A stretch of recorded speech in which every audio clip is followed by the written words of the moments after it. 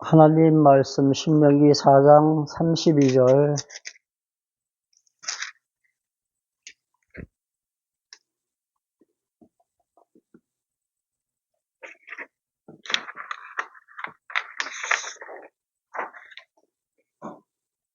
제가 봉독합니다.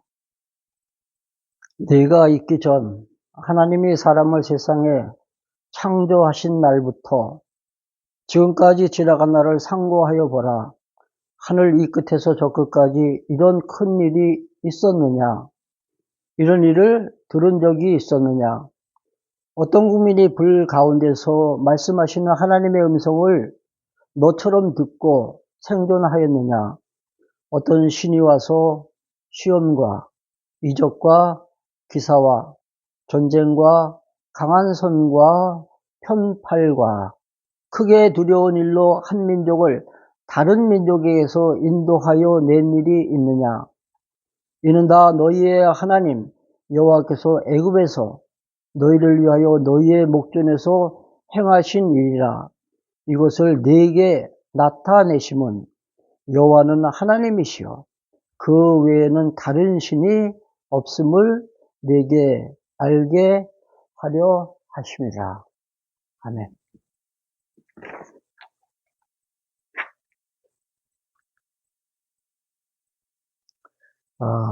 얼마 전에 믿지 아니하는 크리스찬들이 교회를 어떻게 생각하고 있는가 선호도를 조사한 그런 기사를 봤습니다. 그때 17%가 그래도 교회가 사회 이바지하는 것도 있고, 그리고 또 이제 교인들이 행실이 그나마 그래 아마 좋게 보였던지 긍정적인 답변을 했습니다. 사실 27%가 전 국민을 대상으로 했을 때는 사실 13.6%로 이렇게 계산이 되더라고요. 그러니까 크리스찬이 한 20%라고 하면은 13.6%, 한 33% 정도가 그나마 그래도 교회를 갖다가 좋게 보고 있는 거죠. 나머지는 다 교회에 대한 반감, 내지는 심지어는 적개심까지 품고 있습니다. 참 이게 교회의 암울한 현실인데 왜 교회가 이렇게 사람들에게 비난을 받고 있을까? 그런 생각을 하면서 이 말씀을 준비를 했습니다. 특히 젊은 사람들 학교에서 공부할 때 창조와 진화에 대해서 아마 들어봤을 거예요. 현재는 다 진화론이 우세하잖아요. 학교에서도 아마 진화론을 가르치는 줄로 알고 있는데 사실 진화도 사실 허구합니다. 어떤 결론이 없어요. 그러니까 창조는 믿기 싫고 그렇다고 해서 어떤 대안이 없으니까 지금까지 다윈의 진화를 갖다 계속 주장하고 있는 거죠. 근데 우리 기독교에서는 창조를 분명히 믿습니다. 왜? 창세기 1장 1절. 성경이 딱 펼치자마자 제일 먼저 나오는 문구가 뭐예요? 하나님이 세상을 창조하셨다. 이렇게 포문을 여셨어요, 하나님께서. 그러니까 하나님께서 세상을 만드셨다. 그래서 우리는 믿는다. 이렇게 이야기하는 거죠. 근데 그게 우리 믿는 사람들에게는 서로 이렇게 이해가 되겠지만은 안 믿는 사람들이 봤을 때는 그게 못 믿겠다는 거예요. 설득력이 없는 거예요. 근데 저는 분명히 믿습니다. 제가 어떻게 믿게 됐습니까?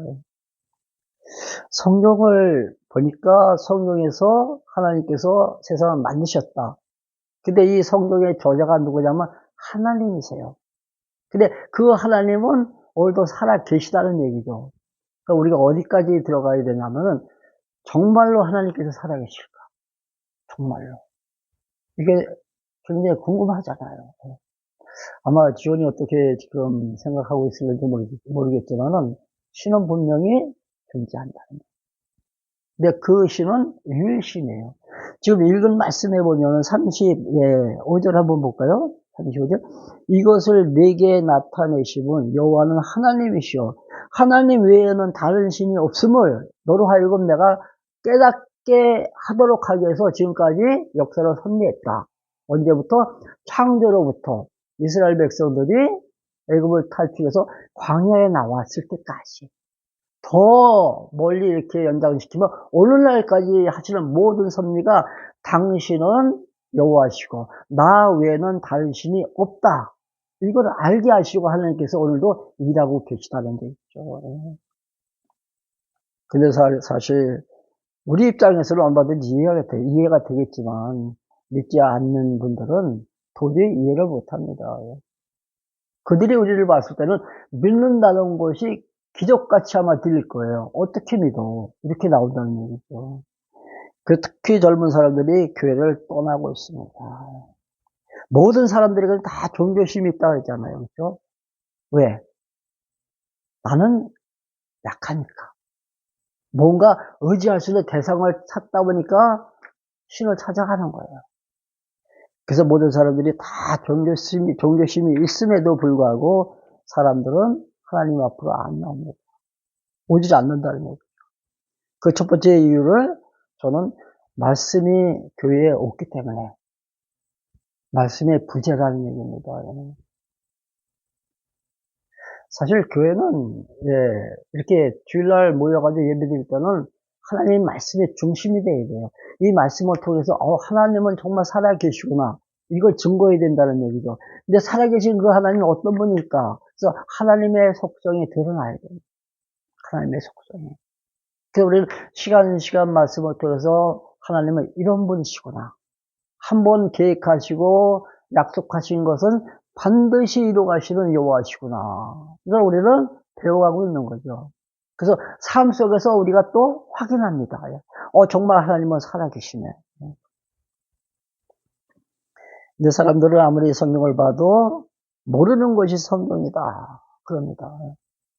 신앙생활 하는 사람들도 10년, 20년, 죽을 때까지 4, 50년을 신앙생활을 해도 나중에 고백하는 것이 성경을 봐도 모르겠다. 경문이 예를 한번 들어볼게요. 보니까 사실 고등학교 이제 졸업하고 이제 할아버지가 이제 목회하는 교회 와서 이제 말씀을 배우면서 그때부터 뭔가 말씀이 들어오고 그때 비로소 이제 하나님 정말 살아계셔. 이걸 믿게 되더라고요. 그러니까 그 이전에 한 20년 동안은 교회 왔다 갔다 했지 믿음이 없었다는 거예요. 왜? 교회 가서 말씀을 들으면 토막 설교예요.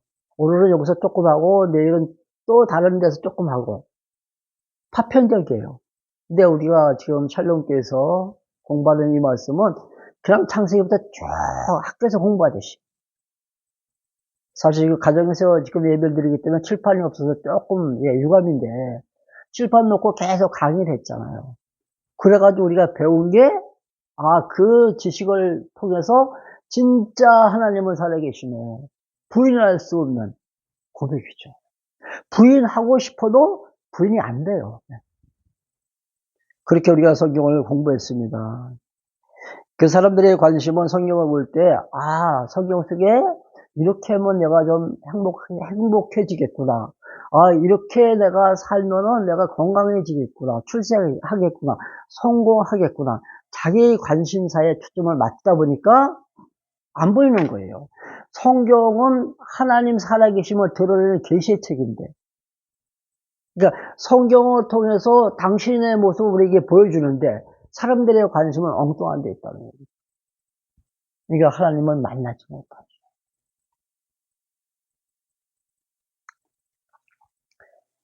그 성경은 계시의 책이다. 그렇게 오늘 정의를 내리고 싶습니다. 이 방대한 이 성경 사실 이게 한번 통독하려도 시간이 참 굉장히 오래 갑니다. 근데 그냥 읽는 데만 해도 우리가 많은 시간을 우리가 투자를 해야 되는데 읽으면서 이 뜻을 이해하고 이 말씀 속에서 하나님을 만나자면 더 장관 세월이 가야 돼요. 그러나 접근을 잘하면 우리가 성경 조금만 공부해도 성경 속에 계신 그 하나님의 모습이 드러납니다. 그 성경이 하나님을 우리에게 보여주는 책이다. 계시의 책이다. 이걸 정의하고 싶습니다. 그리고 그 성경을 통해서 우리가 하나님을 알게 되면 하나님이 정말 살아계시네. 이 하나님은 이런 분이셔. 그 하나님 밑에서 나를 바라봅니다. 그러니까 이게 나를 이해하는 인간관이죠. 그러니까 성경을 통해서 하나님 신관이 정리가 되면 그 하나님 앞에서 내 모습이 보인다는 얘기죠. 내 모습이. 그래, 인간과 인간 사이에서 그 상대적인 나를 보면은 내 모습이 확실하게 안 드러나요. 아, 내가 저 사람보다는 좀 우월하구나. 저 사람보다 내가 좀 똑똑하지. 이 정도는 우리가 알 수 있지만은 진정한 인간의 모습이 안 보인다는 얘기죠. 그러나 성경을 통해서 드러나는 그 하나님 앞에서 내 모습이 드러날 때, 그때 하나님이 섭리하시는 그 역사를 바라볼 때 역사가 해석이 됩니다. 요즘에 정세가 얼마나 혼란스럽습니까? 얼마 전에 그 비행기 사고 있었잖아요. 그런 사건을 보면 사람들이 하나님이 과연 계실까? 계시다면 이런 끔찍한 사건을 왜 하나님께서 가만히 바라만 보시는가? 이런 생각을 하면서 회의를 갖게 됩니다. 신앙인들도 마찬가지예요. 그러나 분명한 하나님을 우리가 깨닫게 되면 하나님이 이래서 이렇게 하나님께서 오늘도 역사하시는구나. 그래서 세계관이 정립이 됩니다. 조금 더 철학적인 얘기지만은 세계관이 정립이 돼요. 어떤 세계관을 가지고 있냐에 따라 가지고 그 역사를 해석하는 그 의미가 달라져요. 근데 우리 기독교는 어떤 세계관이냐면 유일론적 신관이에요. 신은 한 분이다. 그 신은 하나님이다. 이런 신관을 우리가 갖고 있다는 얘기죠. 그 하나님께서 우리 인간들을 역사의 무대에다가 딱 세워놓고 당신의 일을 해나가시는 거예요. 연출자가 누구라고요? 하나님이에요. 우리는 그 무대에 등단한 배우입니다. 어떤 사람은 악역을 맡았을 것이고, 어떤 사람은 선한 일을 하고, 그렇죠? 어떤 사람은 주인공이 될 수도 있고, 어떤 사람은 조연이 될 수도 있고, 또 때에 따라서는 엑스트라도 있잖아요. 인간들이 하나님 쓰시는 도구라는 얘기죠. 하나님께서 계획하시고, 당신께서 연출하시고, 당신께서 오늘도 역사를 갖다가 이끌어 가십니다. 근데 하나님의 모습이 안 보여요. 왜? 퍼즐이 잘못 맞춰졌기 때문에. 이 성경 혹시 이 구약이 몇 권이고 신약이 몇 권인지 모르잖아. 그쵸? 성경은 66권이 되어 있어요. 창세기, 출애굽기, 레위기, 마태복음, 마가복음, 요한계시록 뭐 등등 해가지고 66권이 되어 있습니다. 근데 그 각 권마다 퍼즐이 하나하나 따로따로 있어요. 근데 그 퍼즐을 제자리에 딱 이렇게 갖다 놓으면 나중에 하나의 그림이 그려져요. 이미지가 생긴다는 얘기죠. 퍼즐이 제자리에 꽂히면은 하나의 그림이 생겨요. 근데 그 그림의 모습은 하나님이에요. 근데 문제는 퍼즐이 잘못 맞춰지면 하나님의 모습이 안 그려진다는 거예요. 그러니까 우리가 성경을 통해서 하나님을 만나기 위해서는 성경을 차근차근히 공부해야 돼요. 그러면 정말 하나님은 계시구나. 이게 깨달아진다는 거예요. 조금 좀 무거운 이야기를 하는 것 같은데, 지원이한테 조금 좀 미안한 감도 있고. 근데 지원이 충분히 이해할 수 있을 거라 그래가지고, 지원의 수준을 내가 좀 그래도 높이 평가하고 말씀을 전하는 거예요. 그러니까 성경 퍼즐에다가 이렇게 하나하나 이렇게 갖다 놨을 때 이게 딱 제자리를 제자리에 맞춰지면은 그 한 장의 그림 속에서 하나님이 보인다는 얘기예요. 하나님이. 그러기 위해서 우리가 성경을 차근차근히 공부를 해야 됩니다. 그러니까 현재 알고 있는 이 교회, 대중들이 지금 이해하고 있는 이 교회는 왜곡된 교회예요. 왜곡된 굴곡된 현상이 우리 시야에 들어오는 교회라는 얘기죠. 원래 교회의 본질은 그게 아닌데, 사람들이랑 아까도 얘기했지만 건물 있고 그게 십자가 있고 그리고 주일날 모여서 예배드릴 때 기도하고, 이 기도도 문제가 많잖아요. 기도하고 그 말씀 듣고 또 헌금하고, 이걸 신앙생활로 이해하고 있다는 얘기죠. 근데 교회의 본질은 그게 절대 아니라요. 그 교회의 본질을 우리가 찾아가기 위해서 오늘도 이렇게 말씀을 전하고 있는 거예요. 아마 오늘 사실 이 말씀이 주님에게 조금이나마 길잡이가 된다면, 안내가 된다면 참 좋을 것 같아요. 보람을 느낄 것 같고. 예.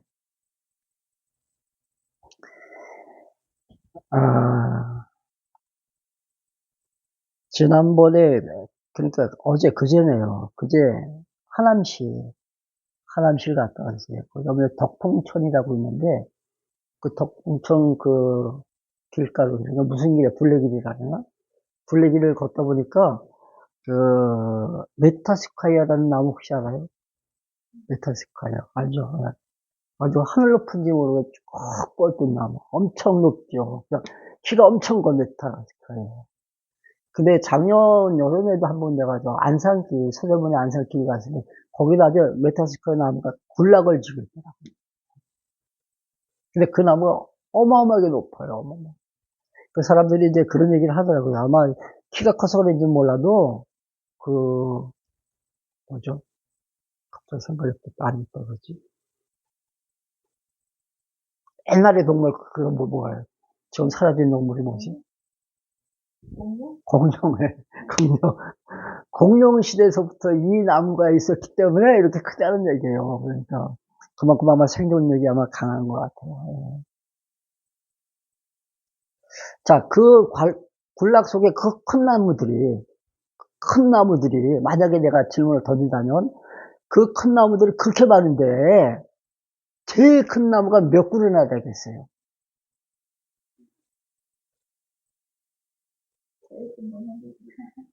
네? 맞아요. 그래서 정신을 바짝 차리고 듣네요. 순간적으로 대답을 못할 줄 알았는데. 문제 자체가 잘못된 문제잖아요. 그렇죠? 문제를 잘못 던진 거잖아요. 그 나무가 하나밖에 없는데 뭐 몇 그루냐. 왜 이런 질문을 하냐면, 자, 우리가 어떤 종교입니까? 이렇게 묻잖아요. 학교 다닐 때 생활기록부 작성하죠. 네? 거기 이제 인적사항 쪽, 주소, 생년월일 쭉 쓰고, 거기 보면 종교란이 있어요. 지금도 있는지 모르겠는데, 종교란인데 뭐라고 써요? 교회 다니면 기독교, 그쵸? 절에 가면 불교. 근데 사실 엄마가 절에 다니면 나도 불교예요. 보면 그렇더라고요. 물론 이제 기독교도 마찬가지겠지만은 부모님들이 교회 나가면 나도 기독교고. 사실 여기에 대해서 저는 불만을 갖고 있습니다. 예.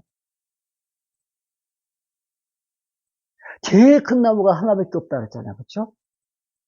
종교의 그 종자가 무슨 종자냐면 마루종자입니다. 으뜸이라는 뜻이에요. 으뜸. 그러니까 으뜸되는 가르침, 이게 종교예요. 교자가 가르칠 교자잖아요. 그렇죠? 근데 종교하면 하나밖에 없어야 돼요. 하나밖에. 근데 종교라는 걸 카톨릭 속에다가 기독교, 불교, 힌두교, 마호메 다 넣으면 잘못됐다는 얘기죠. 그러니까 어떤 종교냐 물었을 때 기독교라고 하는 것도 문제가 있다는 얘기죠. 만약에 기독교를 종교라고 한다면 기독교만이 종교다. 왜 이런 결론을 내리는지 알겠죠? 종교 가운데, 카톨릭 속에 종교 가운데 기독교가 있는 게 아니라 기독교만이 으뜸되는 가르침이라는 얘기예요. 기독교만이 진리의 종교라는 얘기예요. 얼마나 무속이 판칩니까? 그렇죠? 네. 이건 무속 종교입니다. 예. 철학도 우리가 종교라 그러죠. 철학 종교예요. 또 다른 종교들 있잖아요. 그걸 이방 종교라고는 우리가 표현할 수 있겠지만 그걸 종교라고는 말할 수 없다는 얘기죠. 종교는 오직 기독교밖에 없어요. 기독교밖에. 그래서 기독교는 절대 진리의 종교다. 또 하나 질문할게요. 절대 반대가 뭘까요? 함정이라 대답을 안 하는 것 같아요. 절대 반대. 그냥 상대라고 할 줄 알았는데 아니 안 나오네. 절대 반대는 상대가 아니에요. 왜? 절대는 반대의 개념이 없습니다. 절대는. 반대의 개념을 가지고 있으면 이건 상대지 절대가 아니라는 얘기죠. 근데 기독교가 절대적인 종교라는 얘기예요. 기독교만이. 기독교의 특징 가운데 하나가 부활의 종교입니다. 기독교는. 죽어도 다시 살겠고.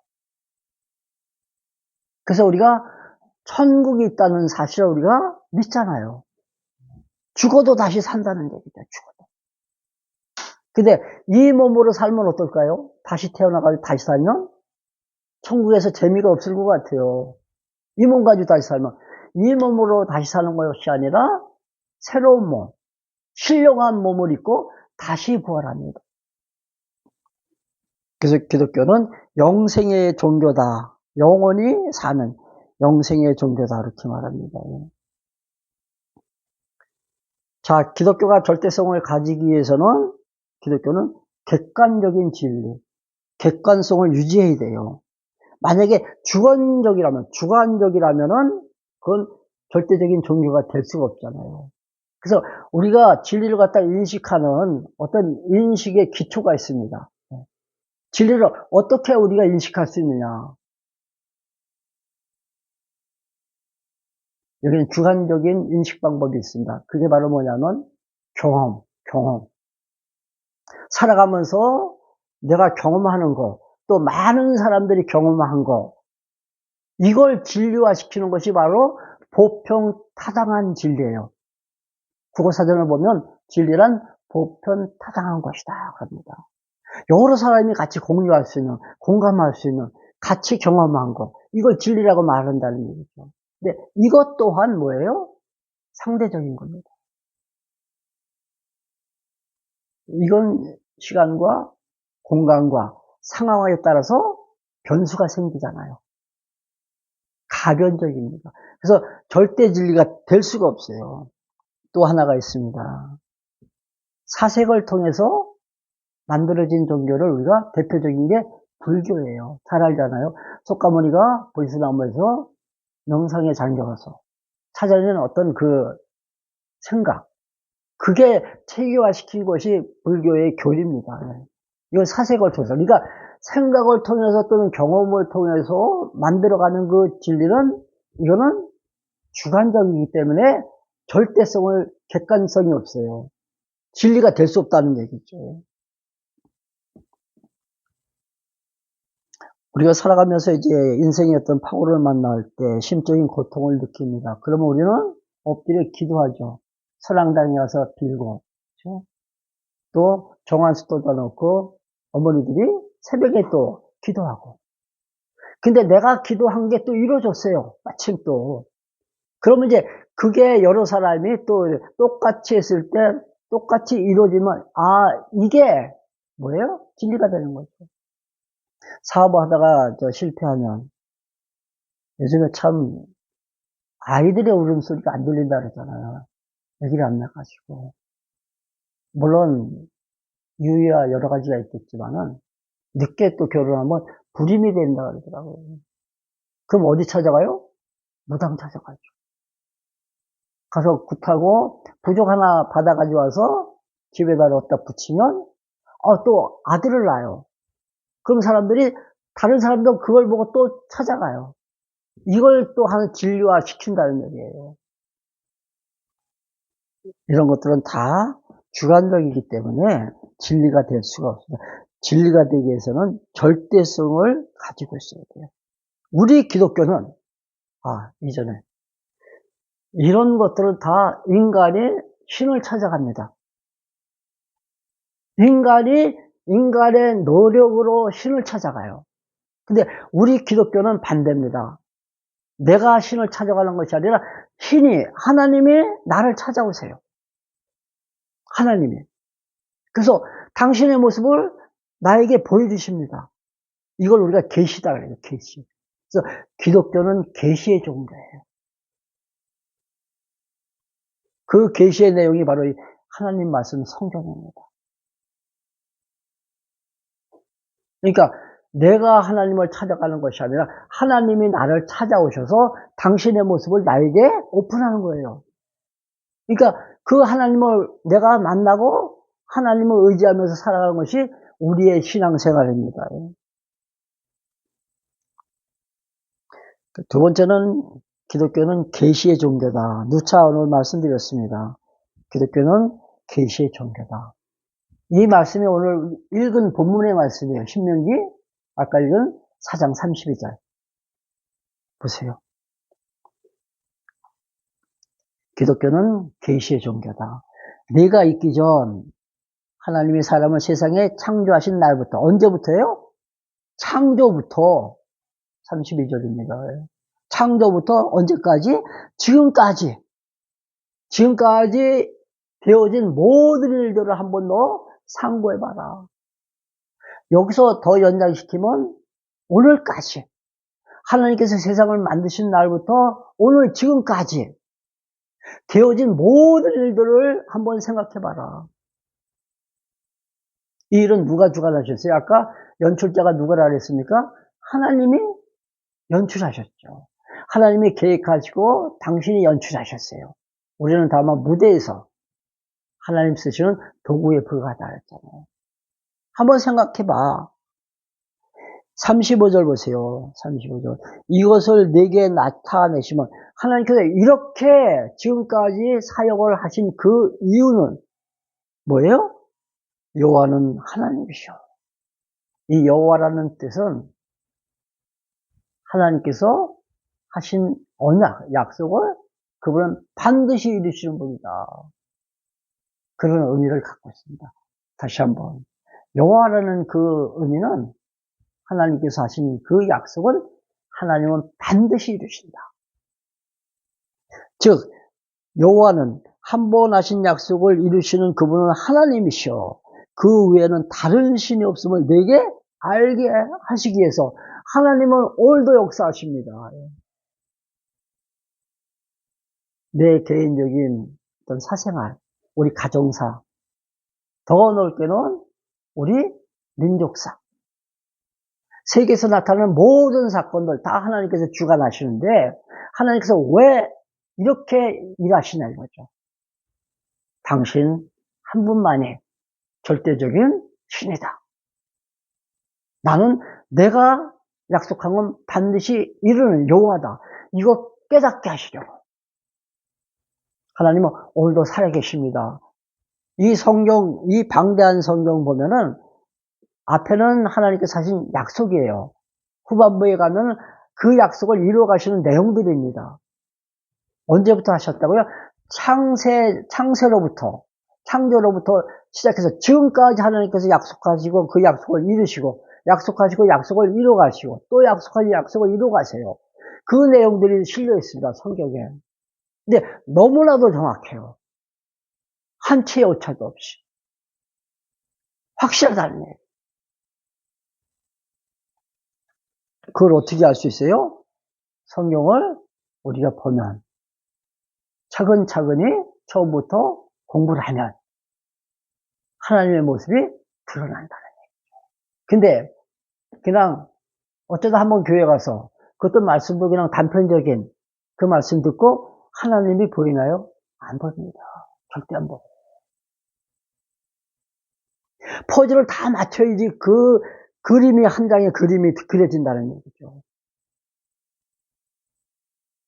하나님을 만난다는 것이 하나님께서 나를 찾아오셔야만 내가 하나님을 만날 수 있다 했잖아요. 그렇죠? 하나님께서 나에게 은혜를 베풀어 주셔야만 내가 하나님 정말 살아 계시구나. 이걸 고백할 수가 있다는 얘기죠.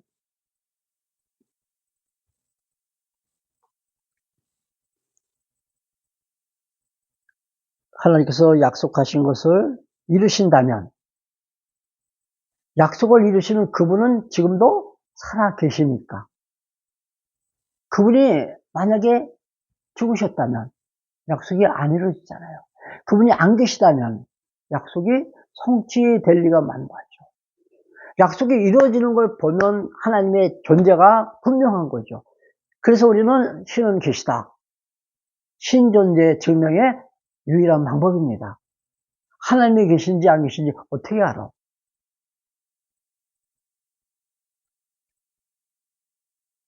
하나님께서 하신 약속이 이루어지는 걸 보내요. 근데 그 하나님은 어떤 하나님이다? 그는 신실하신 분이고, 그는 영원하신 분이고, 그는 정말로 은혜가 풍성하신 분이고, 이러한 내용들이 성경 속에 담겨 있다는 얘기입니다. 오늘 우리 오지원, 우리 자매, 오늘 할아버지가 이렇게 저달리 이 말씀 하나의 안내가 됐으면, 갈라지게 됐으면 하는 바람에서 전했습니다. 하나님은 분명히 살아계십니다. 성경을 차근히 공부해보세요. 부인할 수 없으리 많지. 나에게 다가옵니다. 그 하나님은 어떤 분이시라고요? 천지를 창조하신 전능자, 능력이 하나님. 그러니까 그 능력이 하나님을 우리가 의지하면서 산다면 내 마음은 편안해집니다. 사람들이 얼마나 요즘에 현대인들이 스트레스를 많이 받아요. 왜? 하나님을 잘 모르니까. 우리 신앙생활을 하는 사람들도 마찬가지예요. 하나님의 신실하심과 그분의 자비하심과 그분의 절대 주권자 되심을 바로 깨달을 수 있으면은 모든 삶을, 나의 삶을 하나님께 다 의탁할 수가 있다는 얘기죠. 하나님 인도하시는 대로 나는 따라가겠습니다. 하나님이 어디로 나를 데리고 가시든 감사함으로 따라가겠습니다. 이런 고백이 나오면 우리 심령에 평안함이 다가옵니다. 이게 곧 행복이에요. 믿는 사람들은 천국에 가서 그 기쁨을 누리지만 이 땅에서 천국의 기쁨을 누릴 수 있는 유일한 방법은 심령의 평안함이에요. 오늘도 마음이 안정되고 평안한 마음을 갖고 살 수만 있다면 여기서 천국의 기쁨을 맛보면서 산다. 행복한 인생을 즐길 수 있다는 겁니다. 기도하겠습니다. 하나님 아버지, 당신의 능력을 다시 한번 오늘 말씀을 통해서 우리가 살펴보았습니다. 전능하신 하나님의 능력으로 천지를 창조하시고 그 창조로부터 지금까지 하나님이 일하시는 당신의 그 섭리의 의도가 하나님은 여호와시오. 그리고 당신은 한 분만이 유일하신 신이시라는 사실을 오늘도 깨달았습니다. 이 깨달은 바 우리의 영혼을 살찌울 수 있도록 하나님께서 우리 모두에게 은혜를 베풀어 주시옵소서. 우리 마음에 평안을 유지하며 살아갈 수 있도록 하나님께서 축복하여 주시옵소서. 병원이와 지원이 저들을 짝지어 주심을 감사합니다. 이제 저들이 한마음 한뜻으로 주님 섬겨 나갈 수 있도록 하나님께서 축복하여 주시옵소서. 하나님을 배워가는 그 삶의 현장을 통해서 하나님 살아계심을 체험케 하시고 하나님의 능력을 바라보며 하나님 앞으로 한 걸음 한 걸음씩 더 가까이 다가서게 하옵소서. 우리 주 예수 그리스도의 은혜와 아버지 하나님의 그 크신 사랑하심과 성령님의 교통하심이 모인 무리 가운데 함께 계실지어다. 아멘. 감사합니다. 고마워요.